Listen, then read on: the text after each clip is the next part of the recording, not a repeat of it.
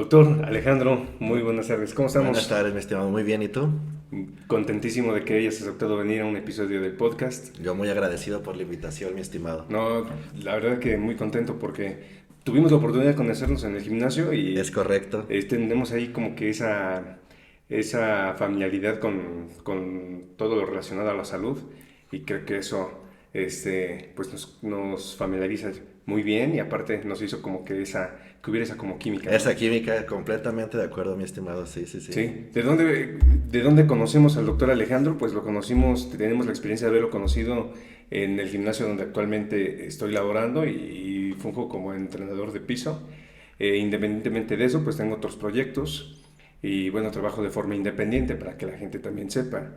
Tuve la oportunidad de conocer al doctor Alejandro y bueno, pues hoy está aquí de invitado en el podcast con nosotros en un episodio más de Sí. este podcast que se llama Neurofit. Excelente, mi estimado. Un honor estar aquí contigo. Bien, Doc, ¿de dónde nos visitas? Yo soy originario de Zamora, Michoacán, nada más que en estos momentos me encuentro realizando mi servicio social en el Hospital General de Zacatlán. Soy residente de cuarto año en la especialidad de medicina interna y tuve el privilegio de estar aquí en este hospital atendiendo a esta bella comunidad. Ah, muchísimas gracias. Sí. ¿Cómo te va pareciendo la ciudad? Me encanta, la verdad es que me encanta y me he hecho muy, muy fan del pan con queso. Es una chulada, la verdad.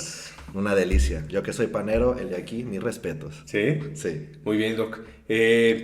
¿Cuántos años tiene el Doc Alejandro? Híjole, la mayoría de las personas cuando les comento mi edad no me creen, siempre me ponen unos añitos de más. La realidad es que tengo 27 años. Sí me veo más corrido, más gastado, pero tengo 27, hermano. Muy bien, Doc. Y aparte son 27 años de muy buen conocimiento, Pues sí, porque actualmente eres médico internista. estoy a escasos meses de presentar mi tesis, presentar mi examen de consejo y si Dios quiere ya terminar de 28 años como médico internista. Perfecto, no, pues muchas felicidades. Gracias, hermano, Para gracias. que la gente entienda y se dé una idea, porque a veces muchos tenemos o somos ignorantes en el tema, ¿qué es un médico internista? Un médico internista, a mí me gusta mucho por cómo lo define un colega mío, es aquel médico que con un adecuado interrogatorio, con una adecuada exploración física y con laboratorios, ya sea analíticas sanguíneas o estudios de imagen, podemos integrar diagnósticos y podemos tratar a nuestros pacientes si está en nuestras manos hacerlo. Si es una patología muy compleja, optamos mejor por derivarlo a las subespecialidades. Perfecto. Sí, O sea, vemos en conjunto al enfermo. perfecto, para que la gente lo entienda de un modo más fácil, Sí, el trabajo de ustedes es primero identificar qué tipo de patología pudiera tener un paciente para, correcto. para en su momento poder dirigirlo con el especialista si así es necesario, ¿no? Exactamente. Nosotros hacemos la gran mayoría de los diagnósticos, también tenemos la capacidad de tratar y darle seguimiento a estas enfermedades. Ya si es una patología muy compleja, es más prudente de nuestra parte derivarlo a la subespecialidad correspondiente. Pero sí vemos al paciente de manera integral. O sea que en definitiva el médico internista es como la prevención antes de pasarlo con el especialista, pudiéramos decirlo así. Un filtro un poquito más detallado y específico que un médico general. El médico internista es un especialista que funge como un filtro definitivamente. Sí. Perfecto. Entonces, en el caso de que usted quisiera especializar quisiera especializar en alguna Sí. otra rama, ya podría saltar sin ningún problema a cualquiera de estas. Fíjate, mira, es una pregunta bastante interesante. Una de las subespecialidades de medicina interna es medicina crítica, aquellos médicos que fungen dentro de las unidades de cuidados intensivos, y es una idea y un proyecto que me gustaría concretar, fíjate, ser internista, intensivista, si Dios me da vida. Ah, sobre todo porque eres muy inteligente, Ah, entonces gracias, amigo. yo creo que Un poquito. te va sin problema, ¿no? Bien Gracias, modesto, hermano. ¿no? ¿Y qué tal? Bueno, ¿qué te ha parecido todo lo que has venido estudiando, tu carrera? ¿Tú crees que podrías recomendarle a cualquier persona estudiar medicina o estudiar medicina no es para cualquiera? Ay, ay, ay. Pues yo les diría que es una carrera muy fatigante, se sacrifican muchas cosas, pero la medicina te da ciertos momentos, ciertos escenarios que no te daría ninguna otra carrera. Por ejemplo, el recibir una bendición o recibir el agradecimiento de los padres de algún enfermo que estuvo muy delicado y lo pudiste sacar adelante, eso no te lo da ninguna otra carrera. pero sí son momentos muy lindos, pero el precio que se paga, el tiempo que se sacrifica es bastante. Entonces, si estás en la disposición de sacrificar gran parte de tu vida por el estudio y por el enfoque en la medicina, adelante. Vas a tener vivencias muy, muy hermosas, pero si no estás dispuesto a sacrificar estas situaciones personales y familiares, sí le vas a batallar bastante en medicina, hermano. Qué le dirías Sí. a aquellas personas, a aquellos estudiantes de medicina que están a punto de tirar la toalla de esto no es para mí? Realmente en el momento que piensan esto no es Sí. para mí, es que de veras no es para ellos y es mejor que elijan otra carrera. Acabas de dar en el clavo, hermano. Todos los que somos médicos en algún momento de nuestra vida, de nuestra formación médica, nos pasó por la cabeza ese pensamiento. De verdad quiero ser médico. De verdad, el estar aquí a la 1, 2 de la mañana estudiando, sabiendo que mis compañeros de las ingenierías, de otro tipo de licenciaturas, se están divirtiendo, se están pasándola bien, Los pero de derecho, por los de, ejemplo.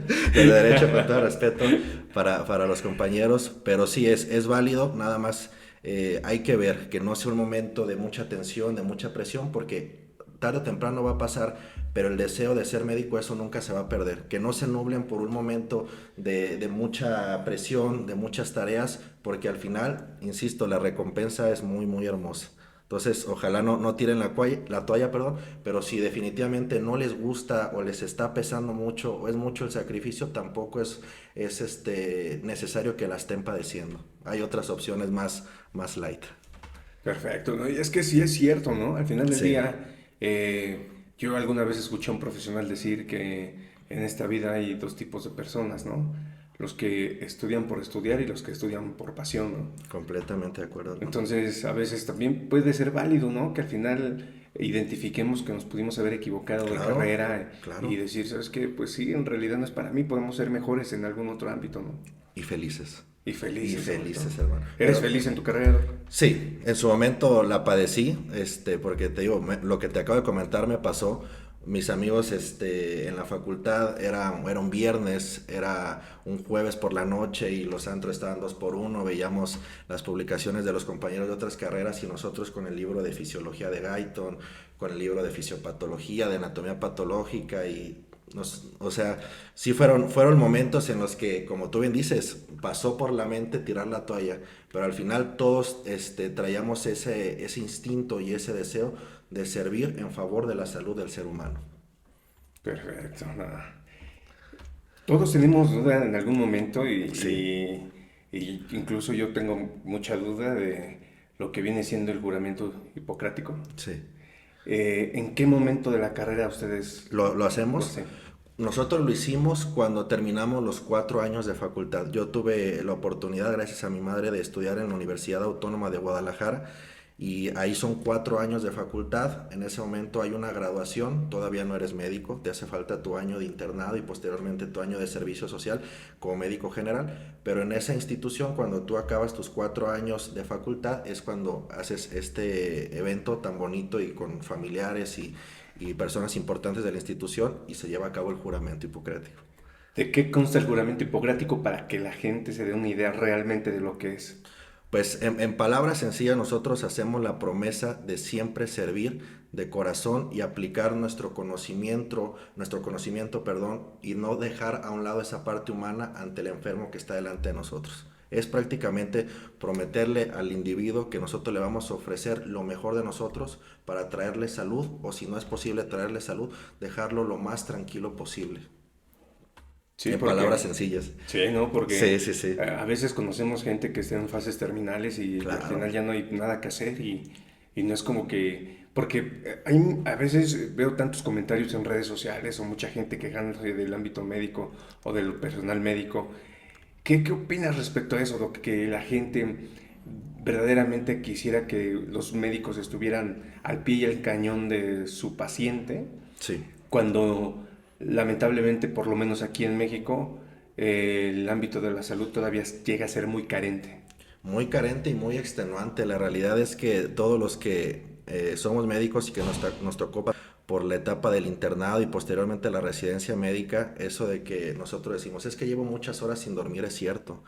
Y a veces los familiares y los pacientes pues no tienen en cuenta esa parte y no se les echa en cara y no se les culpa. Ellos están preocupados, el enfermo por su salud y el familiar por la salud del enfermo. Pero sí, muchas veces nos toca atender pacientes cuando estamos ya muy fatigados, cuando estamos de posguardia, que le llamamos, que no nos fuimos a casa a descansar, dormimos en institución, y a veces las condiciones en las que están los sitios para el descanso no son las óptimas. Entonces el descanso no es de calidad, pero a pesar de eso, nosotros, insisto, tenemos esa vocación y ese instinto de querer ayudar a los demás, a pesar de que nosotros no estemos al 100%. Descansados, con nuestra cabeza despejada. Muchas veces tenemos problemas familiares, problemas en pareja, pero aquí es donde entra nuestra madurez y nuestro juramento de decir, no voy a dejar que esto interfiera, primero en el enfermo y después él. Es que al final del día también cuenta Somos mucho. humanos. Exactamente, Somos humanos. ¿no? Al final Sí. del día cuenta mucho también eso, que también son humanos, ¿no? Que Sí. como nosotros, también ustedes tienen sus problemas en casa, también se pelearon con su pareja, Claro. también tienen familiares que están padeciendo en otro hospital, cosas como Pérdidas esas, ¿no? familiares también, o sea, cualquier situación difícil a la que un ser humano que no es médico está expuesto, también nosotros, pero a nosotros nos toca eso, hacerlo a un lado, ponernos nuestra coraza, nuestra armadura y decir, el enfermo primero. Porque uno pensará que, no, ya los médicos no tienen corazón, como diario ven muertes, ya no tienen corazón, Sí. ¿no? Fíjate que sí nos hacemos un poquito rígidos en esa parte, pero no hay médico que no se acuerde la primera vez que le tocó llorar a consecuencia de un paciente. Todos tenemos esa anécdota y a partir de ahí uno se tiene que esforzar por hacerse duro, por no representar temor, porque si un familiar o un enfermo te ve titubeante o te ve con miedo, le vas a transmitir eso. Tú lo que quieres a tu enfermo es transmitirle seguridad de que lo vas a sacar adelante de su enfermedad. Es difícil. Es difícil. Es difícil. Oye, Doc, y bueno, por ejemplo, Sí. a todo esto, que en algún momento de tu vida, Sí. en el trayecto que llevas de carrera, has tenido una experiencia que no hayas podido olvidar, alguna anécdota que nos puedas platicar, que digas, esta fue la primera que viví, fue de las más duras y... Híjole. Yo creo que- Sí, hermano, con mucho gusto se las comparto a ti y a tu audiencia. Fue cuando yo estaba aún en formación, era un estudiante de medicina, estaba yo creo en segundo o tercer año. En ese momento hubo la oportunidad de irme al Hospital General de Zamora, al HGZ, pero de allá de Michoacán, y estar en el servicio de urgencias. En ese momento la situación de la seguridad en mi municipio estaba bastante lamentable, había mucha inseguridad en esos días. Y me acuerdo que era como la 1 o 2 de la mañana en el servicio de urgencia, estábamos todos cenando y de repente se escucha una camioneta derrapar en la rampa que existe para subir al servicio de urgencias, y veo bajar a dos personas ya mayores, dos adultos mayores, personas mayores de 65 años, y el señor traía cargando en sus brazos a un joven no más de 20 años, hermano, y estaba inconsciente. Entonces él grita, ayúdenlo, rescátenlo por favor, me lo acaban de balear. Entonces lo recibimos, entre yo y otro enfermero lo cargamos, vino el doctor de urgencias, que en ese momento no tenía pulso, no tenía respiración, entonces iniciamos su reanimación cardiopulmonar. Lamentablemente, después de más de 30 minutos que le ofrecimos estas maniobras, medicamentos, todo lo que se está indicado, el paciente no lográbamos regresarlo. No nos explicábamos por qué, ya no estaba sangrando, ya le habíamos pasado solución intravenosa, medicamentos, etcétera, ya le habíamos hecho masaje cardíaco incluso. Entonces el médico dice, a ver, deténganse un momento, voltéenlo por favor. Entonces cuando lo volteamos, esa escena de verle su espalda similar a un panal de abejas de tantos impactos de bala, fue algo que me quedó completamente marcado. En ese momento el médico dice, ¿sabes qué? Se terminan las maniobras. Alejandro, porque conocía a mi mamá, dijo, ¿sabes qué? ¿Te quieres forjar como médico? Ve y da los informes a los familiares. No, y en ese momento sentía la piel heladísima, aún me acuerdo y se me pone la piel chinita, pero voy caminando al pasillo, Sí. esto pasó en el cubículo de choque, y el señor se veía un señor recto, de sombrero, de rancho, forajido. Y yo obviamente temeroso le empecé, señor, ¿sabe qué? Su hijo llegó muy grave, le hicimos, me dice, a ver doctor, dejémonos de cosas. ¿Me lo salvó o no me lo salvó? No, señor, discúlpeme. Gracias, doctor. Retírese, por favor. Entonces yo me retiro y veo como él agarra a su mujer de la mano, la mete a un cubículo y el hombre se destroza llorando. Y yo en ese momento agarré mis cositas, le dije al médico de urgencias, con permiso, yo ya incluso me tenía que haber retirado 2 horas antes, me fui a la casa, me acuerdo que desperté a mi mamá, desperté a mi tía Karina y lloré. Y lloré toda la noche porque no pude rescatar a ese muchacho. Y aquí va a quedar para siempre esa anécdota. La primera vez que me tocó presenciar de viva fuente la muerte. Y fue, No, bueno, no, no, un momento fue muy difícil, hermano. fuerte. Muy difícil. Ya después los que seguían, pues ya era un poquito más sencillo el explicarles, pero esa ocasión, o sea, el escenario de yo tratar de explicar, a ver, doctor, dejémonos de cosas, ¿lo salvó o no lo salvó? Pues no, no pude. Y que al final del día son cosas que te forjan, ¿no? Sí, sí, sí. Y fíjate, muchos, yo me daba el lujo de decir, no, a mí ya la muerte ya no me pesa, he visto tantos fallecimientos, me ha tocado dar tantos informes que la muerte ya no es un problema para mí hasta que al médico le pasa en el núcleo familiar. Ahí te das cuenta de que nunca dejas de ser humano y te pega igual o peor que como cuando se te va un paciente.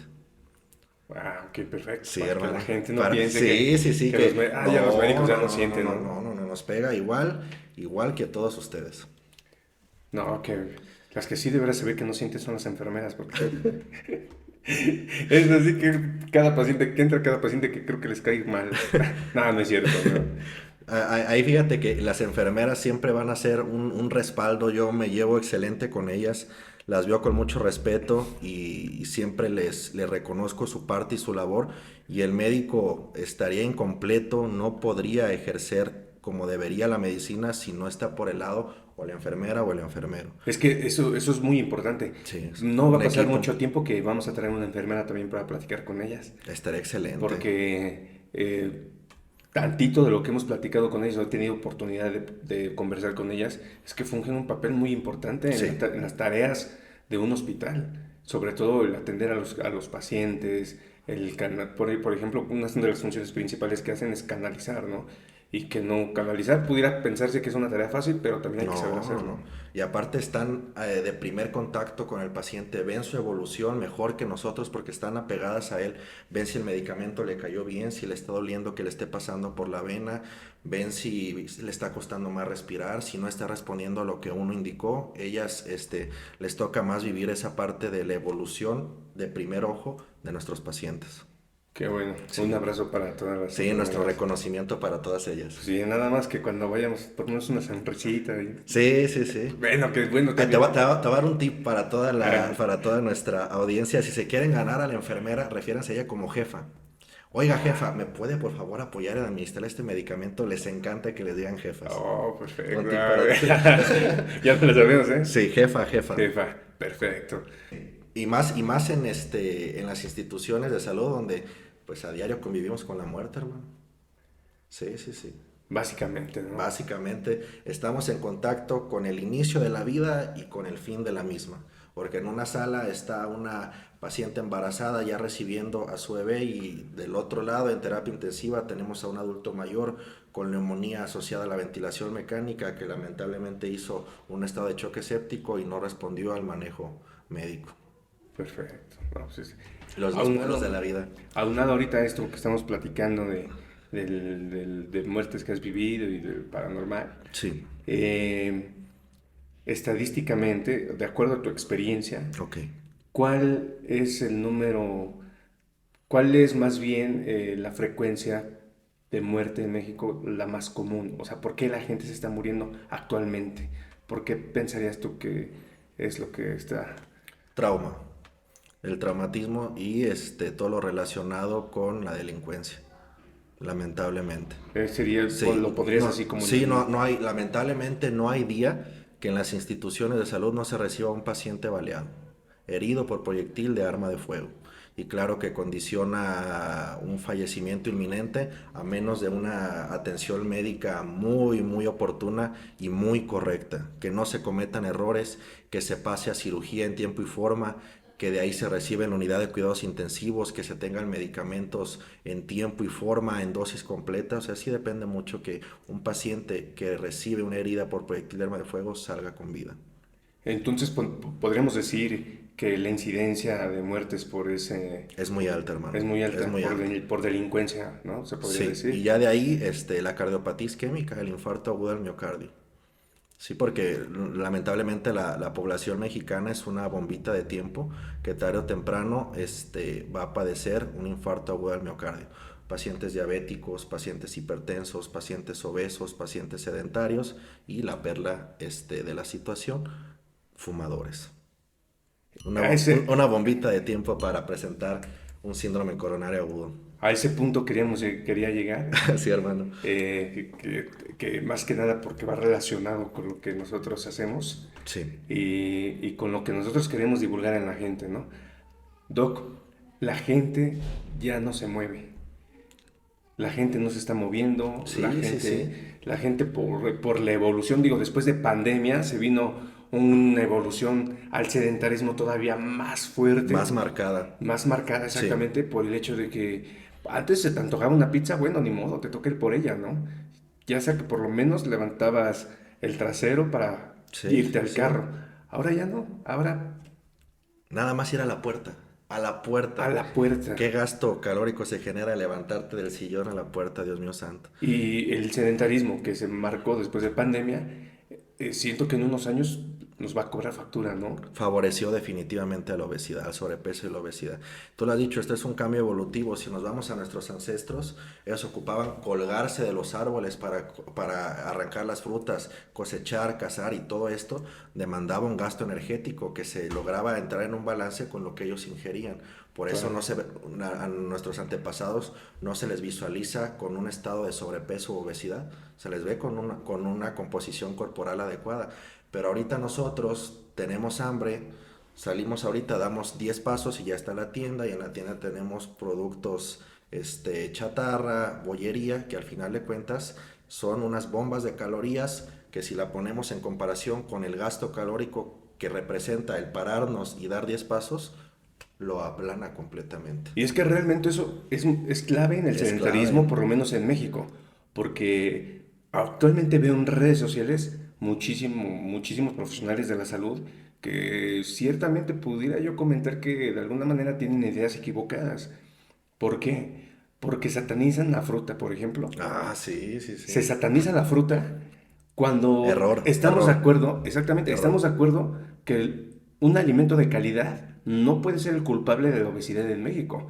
Todos satanizan y le Sí, echan sí, la sí. culpa a un alimento cuando los verdaderos culpables son los ultraprocesados. Se pudiera decir en segundo término, pero yo pondría en primer término el hecho de que la gente no se mueve. Y fíjate, no hay un alimento que por sí solo, grábense esto, tenga la capacidad de adelgazarte, y no hay un alimento que por sí solo tenga la capacidad de engordarte. Exactamente. Esa es una frase muy bonita que me tocó aprender de un maestro. Claro, Sí, sí, sí. exactamente. Eso es un referente que incluso yo también siempre he divulgado porque siempre se me acercan mis asesorados o mis asesoradas a preguntarme, o incluso la gente del gimnasio, oye, ¿qué es cierto que la tortilla engorda? Sí, sí, ¿Qué sí. hay de cierto? El pan, Que el hermano. pan engorda, ¿no? Oye, que si me tomo este tecito en la mañana me va a derretir la grasa. Ay, hermano. Exactamente, ¿no? Sí, sí, sí. Exactamente, ¿no?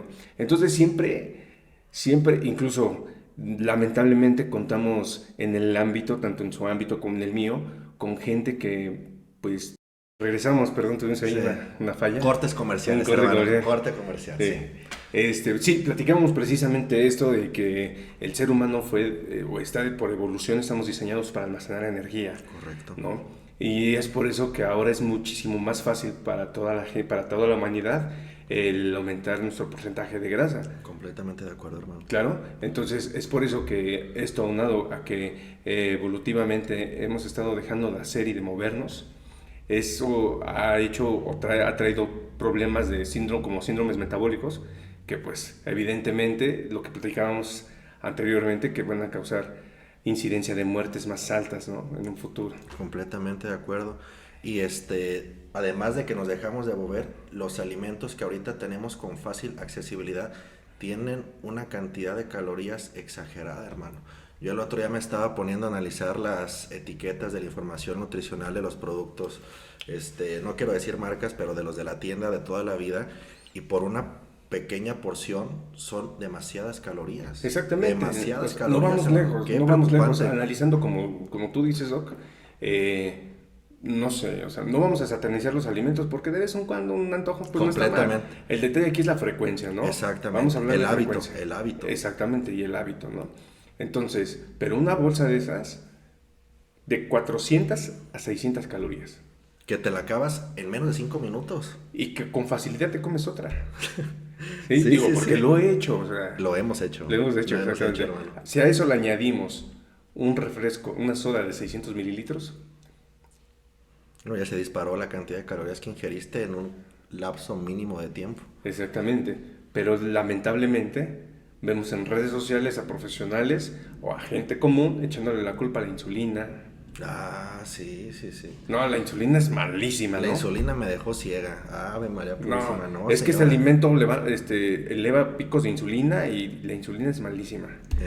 Porque la gente no sabe que sin la insulina no vivimos. Completamente de acuerdo. Es tan interesante esa hormona. Es una hormona anabólica, no selectiva. Anabólico, ¿qué quiere decir? Que crea. Y no selectiva hace referencia a que te puede crear tanto tejido adiposo como masa muscular. Por eso es de interés también en los competidores de físico-constructivismo y fitness.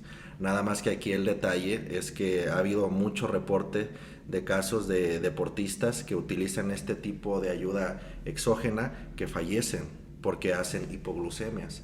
Ellos, al no ser diabéticos, ellos manejan unos niveles séricos de glucosa óptimos, y al administrarse de manera exógena la insulina van a favorecer que haya un descenso importante de su glucosa, y una persona no puede sobrevivir con niveles bajos de glucosa. Entonces es una hormona interesante, pero en el contexto de un paciente que vive con diabetes. Incluso en literatura que estaba leyendo, sobre todo de preparadores en culturismo open, por ejemplo, abierto, o entrenadores o preparadores físicos en este ámbito del culturismo, físico-constructivismo, ya es un método que ya no se utiliza, la insulina. Qué bueno. Ya no se debería bueno. utilizar tanto. Incluso algunos entrenadores ya lo tachan como que eso ya no se utiliza. Es peligrosísimo, Es que peligrosísimo. ya preparadores que tienen mayor conocimiento ya incluso dirigen otro tipo de esteroides anabólicos. Ajá. Y con otras funciones, pero ya la insulina per se ya no la utilizan como una ayuda exógena. Sí. Ya no se debería, por el tema de que es más peligrosa. Es más peligrosa, o te mata o te deja con secuelas neurológicas que te quitan de ser una persona funcional en la sociedad. Y yo creo que nadie quisiera eso. Claro. Sí. Pasando a este tema de esteroides anabólicos, ayudas exógenas en el ámbito deportivo, ¿qué piensas o qué recomendación le podrías dar a la gente que Sí. ahorita... A ver, primero vamos a poner en contexto. Ok. Se viene poniendo mucho de moda, todo por redes sociales y por otros Influencers, exactamente. sí. El tema fitness.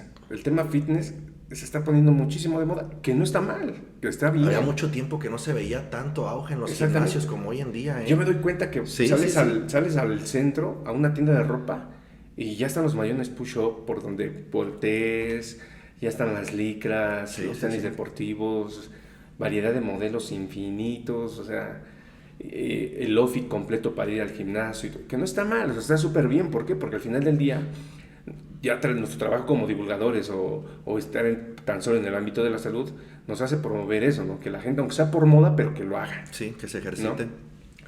Pero ahora, hasta cierto punto, la gente llega a desfasar lo que es la salud con lo que es la estética. Y la vanidad. Exactamente. Y la vanidad. De la mano con la vanidad. Completamente de acuerdo, hermano. Entonces, ¿qué pasa? La gente, en la espera de no ver resultados, se van por el camino fácil. Y lo estamos viendo cada vez, esta incidencia es más en menores de edad. Eso, fíjate, lo quiero compartir, lo escuché hace como un mes, de hecho, ahí en el gimnasio en el que coincidimos. Era un viernes en la noche que me tocó entrenar en ese horario, y escuché a dos, se veían muchachos no más de 18 años, hermano. Y uno le preguntó al otro, ¿cuánto te toca de hormona esta semana? Y yo dije, Ave María Purísima, ¿qué se está viviendo hoy en día? Ave María Purísima. Decía mi maestro, el doctor Buitrón, si bien te va una hormona de crecimiento que es de mala calidad, solo va a desencadenar una reacción adversa en tu cuerpo, una reacción similar a una reacción alérgica. Pero una hormona de crecimiento que es bien asimilada por tu cuerpo, si tú tienes una célula que tiene carga genética con predisposición a volverse cancerígena, la vas a detonar a edades más tempranas. Imagínate a estos muchachos de 16, 17 años, hermano, lo que yo como médico percibí.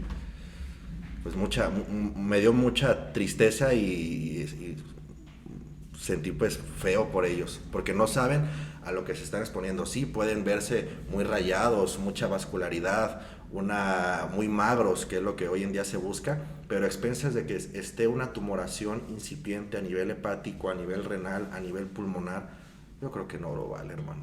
Exactamente, bueno, y eso vamos a ponerlo en un plato muy liviano en hombres. Pero ¿qué pasa con las mujeres? He estado estudiando temas en la fisiología de la mujer y son una bomba de hormonas. Las mujeres Correcto. son bien complicadas, o sea, lo dicen, todos los sentidos, son hormonales.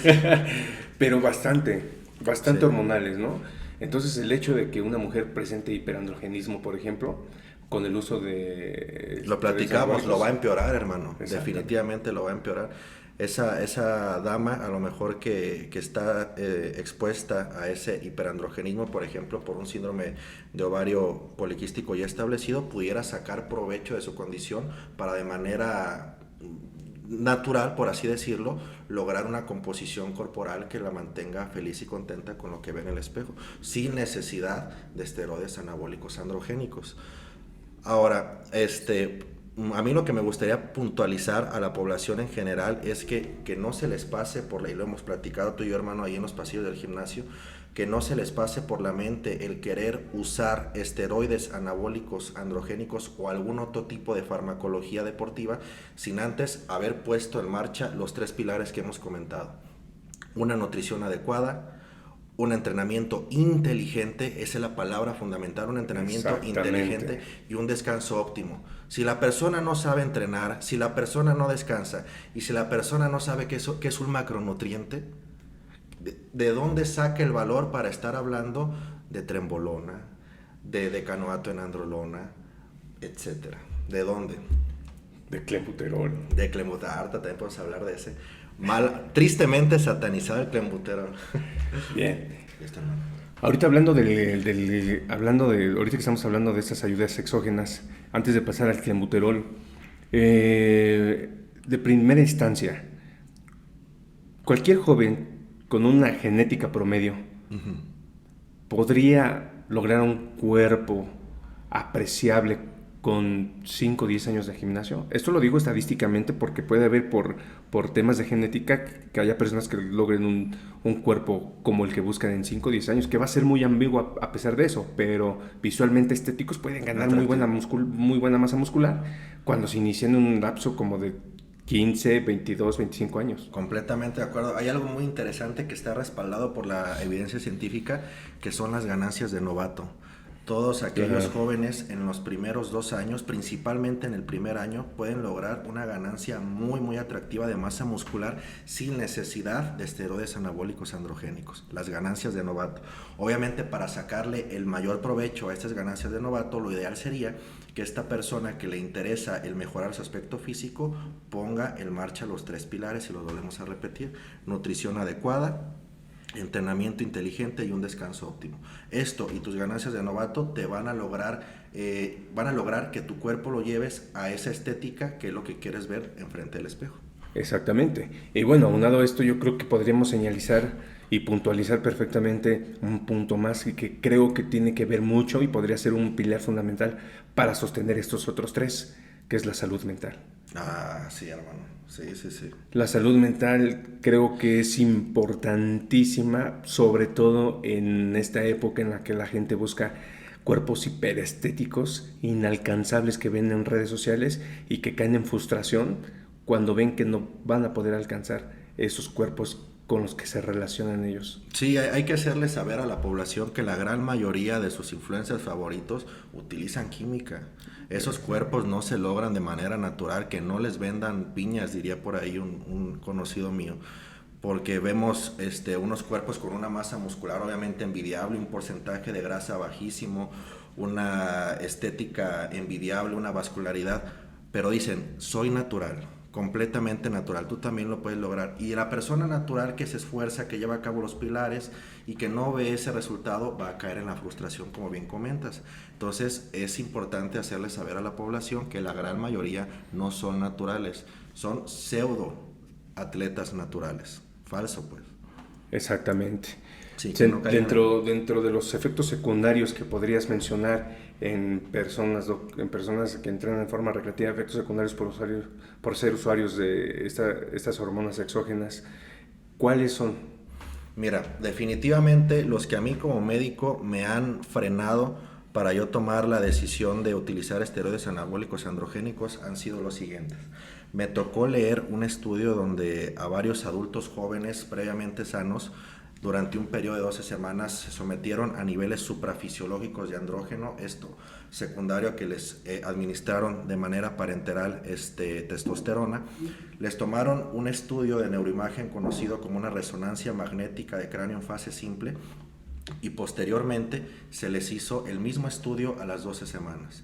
Y durante este lapso de tiempo se vio que los pacientes, bueno, en este caso los atletas, que se sometieron a estas 12 semanas con niveles suprafisiológicos de andrógenos, disminuyó de manera considerable el volumen de su masa encefálica, comparado con un envejecimiento de la masa encefálica de unos 5 a 8 años, en un periodo de 12 semanas.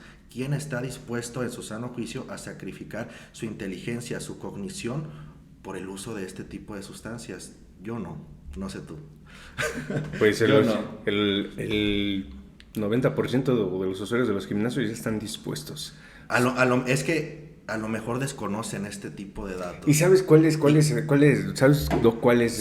uno de los problemas reales a esto? El tipo de personas con las que ellos se relacionan y caen en la búsqueda de asesorías. Las mentadas asesorías. Aquí queremos abrir un pequeño paréntesis con mi amigo Mike y sé que voy a poder herir un poquito de fibras sensibles, pero es la verdad, estamos aquí para decir la verdad. La gente lastimosamente cae en un error gravísimo. La gente piensa que el personaje más mamado, disculpen la palabra, del gimnasio es el que más sabe. Y se aferran a él y le creen a él. Si él le dice, ¿sabes qué? ¿Quieres ganar masa muscular limpia? En 2 semanas toma agua bendita, 10 mililitros cada 8 horas, lo hacen.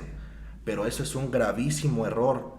No hay una relación que sea directamente proporcional entre más masa muscular, más conocimiento del tema. Por supuesto que no la hay. Entonces, evítense el error de ir a buscar al más mamado del gimnasio pensando que es el que más sabe, el que más lee, el que más conocimiento tiene, el que te sabe hablar de la fisiología del eje hipotálamo hipófisis gónada, que tú le comentas el tema o el término, mejor dicho, de retroalimentación negativa y te lo sabe explicar con facilidad. La realidad es que no. Exactamente. No sé qué opinas. Estoy totalmente de acuerdo. He tenido este tipo de problemáticas incluso en el lugar donde laboro. Incluso una chica llegó una vez y me dice... oye, ¿qué aminoácidos me recomiendas? Entonces, para no tener conflictos con el negocio, que es un gimnasio, que es un negocio, para no tener conflicto con ello, pues es como los que te recomienda tu entrenador. Esos compras. Yo no podría recomendarte uno. Sí, buena respuesta, hermano. Exactamente. Evitar conflicto. Y me dice, pero no me puedes explicar tú. Y yo le contesté, ¿qué te dijo tu entrenador? Correcto. Y me dijo, es que no le he preguntado. Pregúntale a tu entrenador para que él te diga. A ver qué opinión tiene. No. Fíjate, a mí me pasó algo muy, muy chistoso en una tienda de suplementos, que no es aquí, donde llegaron como unos 3 o 4 asesores, y una expresión que arrojó uno de ellos me dejó mucho pensando. Dice, es que ya no me están comprando los BCAAs, ya no me están comprando la L-carnitina, es que cada vez la gente ya deja de ser pendeja y empieza a leer y ya ve que ya no sirve. Y yo dije, bueno, punto a favor de la población en general. Sí, no sé si quieres que lo hablemos en corto, pero lo que a mí me gustaría transmitirle a la gente que nos está viendo y escuchando, los únicos suplementos que tiene la evidencia científica respaldo es la proteína de suero de leche y la creatina monohidratada. Los BCAAs es una pérdida de dinero. Claro. Porque ya vienen encubiertos en tu proteína de suero de leche. Exactamente.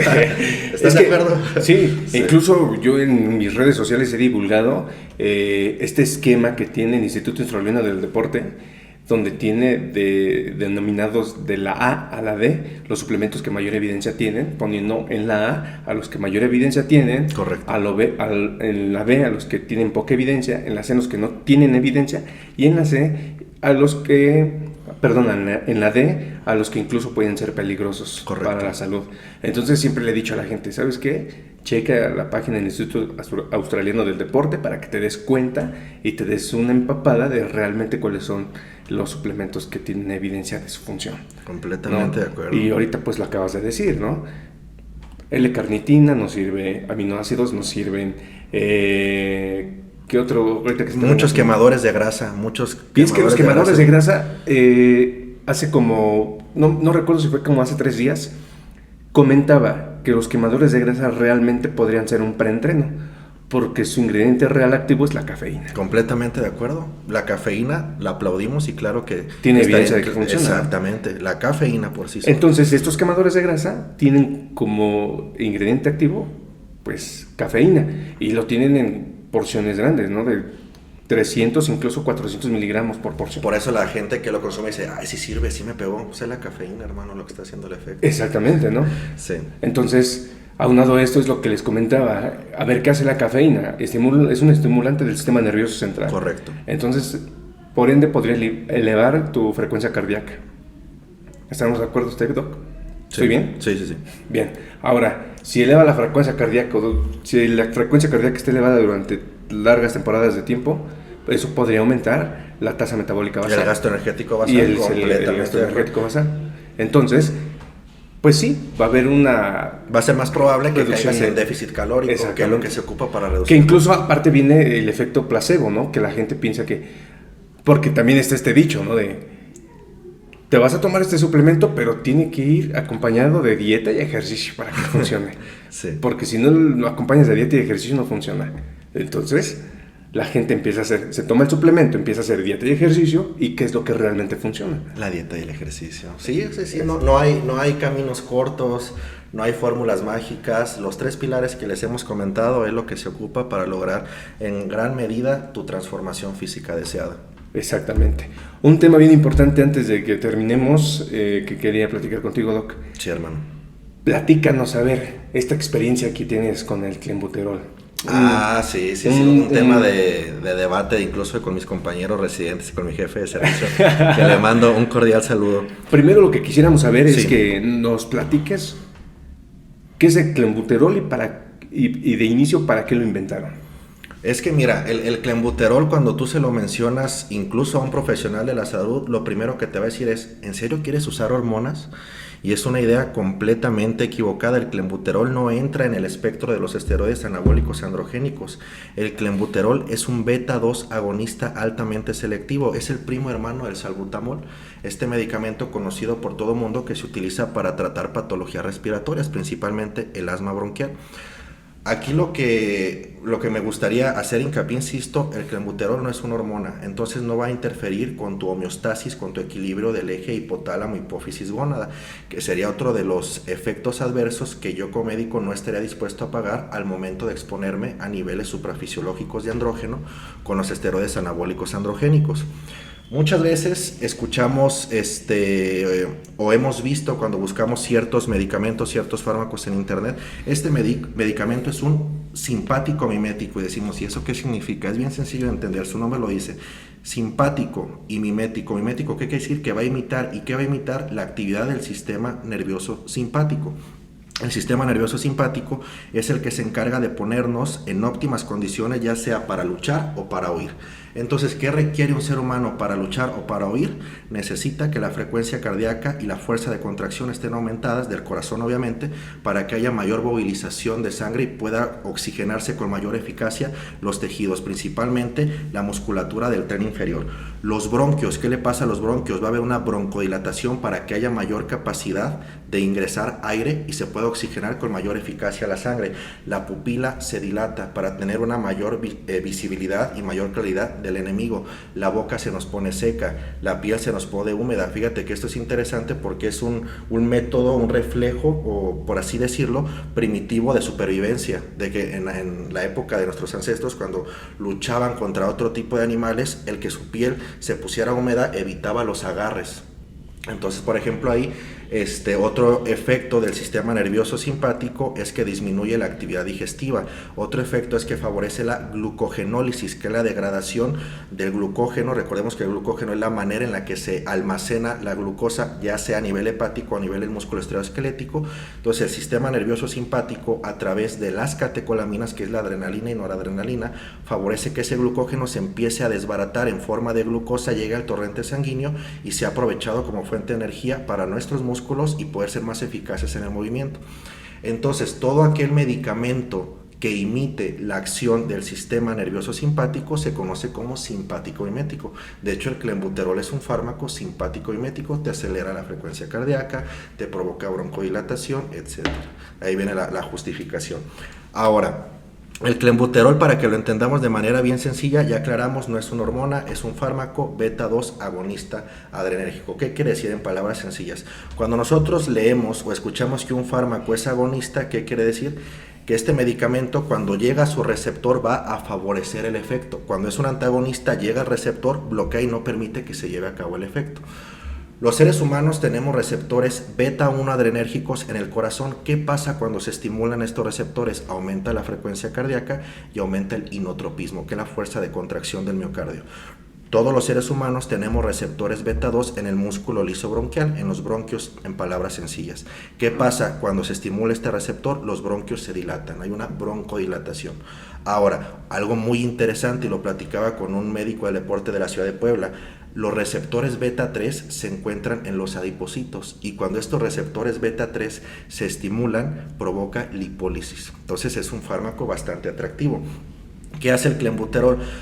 Hay estudios, ya son viejitos, pero tienen buen respaldo, son con alta credibilidad, donde se ha visto que no solamente en el ser humano se tiene sobreexpresado el receptor beta 2 adrenérgico en el músculo liso bronquial, sino también en el músculo esteroesquelético. Y es aquí donde dos estudios muy interesantes, por ahí del año 2010, crean un parteaguas en la creencia del clenbuterol. Se decía, en el humano el clenbuterol, pérdida de grasa corporal, pero en el ganado bovino, aumento de masa muscular. Después de esos estudios que son parteaguas, se vio que el clenbuterol en el ser humano también favorece la síntesis proteica, y lo hizo en pacientes que no tenían la posibilidad de estar expuestos a un entrenamiento de contrarresistencia y a una nutrición adecuada que favorece el anabolismo muscular. Entonces ahí los investigadores se quedaron como, wow, si lo pudiéramos traspolar a un adulto joven que entrena, que se alimenta adecuadamente, qué efectos interesantes pudiera tener a nivel de su composición corporal, es decir, aumento de la masa muscular y disminución del porcentaje de grasa corporal. ¿Algo que quieres comentar, algo, no? Sí, bien. Adelante. Bien, todo suena muy bien, ¿no? Podríamos decir que el clenbuterol podría ser una buena estrategia para pacientes que buscan perder tejido adiposo. Y ganar en cierto punto masa muscular. Y ganar en cierto punto masa muscular, porque al final son efectos que sí provee el clenbuterol. Y que están demostrados en la evidencia científica. Claro, sí. Incluso, algo que yo siempre le he dicho a la gente, si se vende y te lo venden como producto milagro, seguramente no sirve. Correcto. Pero si te lo venden e incluso es ilegal su venta, seguramente sí sirve. Qué bueno, perdón que te interrumpa, hermano, acabas de dar en el clavo. Muchas veces es que es un medicamento prohibido, pero la pregunta es, ¿prohibido por quién? Está prohibido, obviamente, bajo la Asociación Mundial Antidopaje. Yo me acuerdo que en el servicio social, en el centro de salud de Jacona, cuando llegaban nuestros pacientes pediátricos con asma bronquial y se nos acababa el salbutamol, les dábamos mucovibrol C. Yo invito a toda la gente que nos está viendo y escuchando que metan en Google imágenes mucovibrol C y van a ver que trae clenbuterol. Bien, ahora, suena muy bonito hasta cierto punto. Sí. Y la gente pudiera casarse con el hecho de, bueno, entonces voy a conseguir este fármaco como de lugar. Ahora, ¿cuáles son los efectos secundarios? Porque al final del día todo tiene tiene Sí. un porqué, pero va a tener una consecuencia. Mira, como todo en la farmacología deportiva, depende de las dosis y los tiempos. No es lo mismo el uso de un fármaco que el abuso del mismo. Ahora, algo muy interesante acerca del clenbuterol es que lo que yo he escuchado en diversas recomendaciones en redes sociales es dosis piramidal. No sé si has escuchado este término. Sí. ¿Qué te dicen los supuestos entrenadores y los catedráticos del tema de la farmacología deportiva? Va a ser lo siguiente: una tableta el lunes, 2 el martes, 3 el miércoles, 4 el jueves. Ya cuando tú sientas que el corazón se te va a salir del pecho, ahí ya le paras. Ya cuando les dan un infarto, ya. O les dé una taquiarritmia Taquicardia. peligrosa que merite una atención médico urgente en el servicio de urgencias. Ya cuando tú sientas que el corazón se te va a salir del pecho, ahí ya le empiezas a bajar. Entonces, a mí eso se me hace muy, muy ilógico, porque si yo ya sé cuál es el mecanismo de este fármaco, ¿por qué comprar los efectos adversos?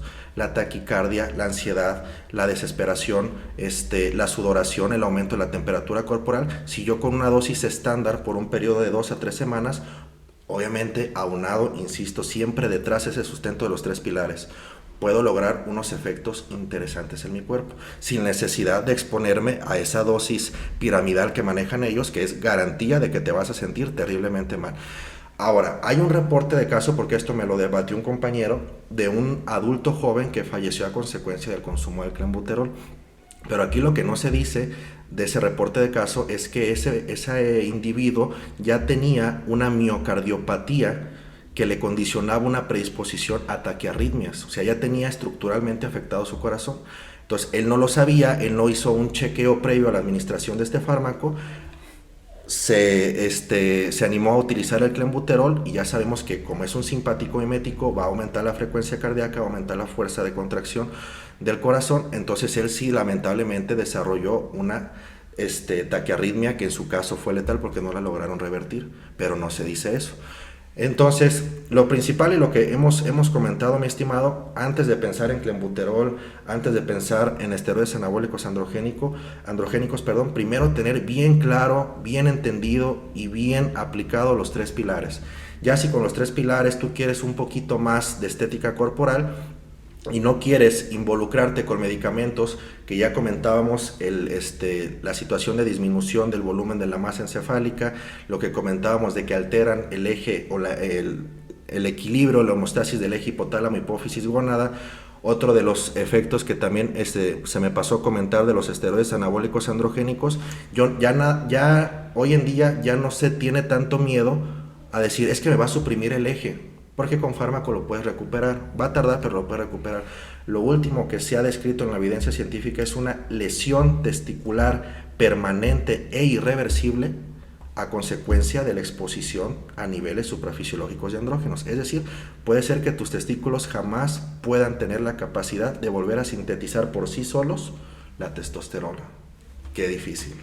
Qué peligroso, hermano. Exactamente, y es que es un problema, Sí. es un problema muy común con ese tipo de personas con las que se acerca a la gente y no saben cómo volver a regular el eje hormonal de las personas. Porque regularmente mandan los esteroides anabólicos, ahí está lo que te toca, las sustancias que vas a utilizar, pero ahora después de hacer eso, como bien lo decías, al final del día todo ese tipo de hormonas se tienen que volver a regular porque las estás manejando en dosis suprafisiológicas. Sí, claro. Entonces tus testículos por sí mismos o las gónadas por sí mismos dejan de producir las hormonas de forma regular. Y se atrofian. Como no tienen trabajo que hacer porque ya los andrógenos ya están circulando en la sangre de manera exógena, el testículo, al no tener la necesidad de trabajar, se atrofia. Lo que se atrofia son los testículos. Quien la tiene pequeña ya se chingó. Porque no, es que yo la tengo así porque me he metido trembolona por... No, ni madre, eso tú lo traes de agencia. Sí. Bueno, ¿qué efectos secundarios tenemos sobre el uso de clenbuterol en hígado y riñones? A nivel muy, muy interesante. Fíjate que uno de los artículos que yo revisé acerca del clenbuterol, sí se concluyó que efectivamente las personas que lo consumieron disminuyeron el porcentaje de grasa corporal, aumentaron su músculo estriado-esquelético, pero sí hubo una elevación no significativa de las enzimas hepáticas, AST y ALT, no en el grado de condicionar alguna repercusión en la función hepática, pero sí hubo esta elevación. A consecuencia no había otro factor que lo desencadenara más que el consumo del clenbuterol, que es importante comentarlo. Después de 1 a 2 semanas de su suspensión, las enzimas hepáticas volvieron a sus niveles basales, porque sabemos que el hígado es un órgano bastante noble, que si le da chance a recuperarse lo va a hacer. Pero si tú constantemente lo estás lastimando, ya sea con alcohol principalmente en la población o con fármacos, en este caso lo que hemos comentado el clenbuterol, pues sí puede desencadenar una lesión ya permanente. Fíjate que en cuestión de alguna situación de compromiso de la función renal no he tenido conocimiento de que haya deterioro de la función renal. La realidad es que no, hasta el momento no tengo conocimiento de eso. Ok, perfecto. Sí, entonces, pero de hígado sí, hermano, de hígado sí. Sí, regularmente ahorita los efectos secundarios podríamos concretarlos como taquicardia, sudoración en las noches, es lo que me han reportado. Aumento de la temperatura corporal, ansiedad. Exactamente, ¿no? Ajá. Entonces, lo que comentábamos anteriormente, la gente antes de pensar en utilizar cualquier tipo de fármaco, Sí. por lo menos concretamente en el clenbuterol, tener los pilares que comentabas, Doc. Ahora, aunado a eso, hacerse estudios previos para ver si son por lo menos pacientes que pudieran utilizar este tipo de fármaco. Candidatos a este fármaco. ¿Qué recomendaría yo? Un electrocardiograma definitivamente de superficie de 12 derivaciones que sea revisado ya sea por un internista o un cardiólogo. Si se pudiera un ecocardiograma transtorácico que ya nos permite ver en tiempo real el tamaño, la forma de las cavidades y su funcionalidad, estaría perfecto. Y una analítica sanguínea completa que abarque una citometría hemática.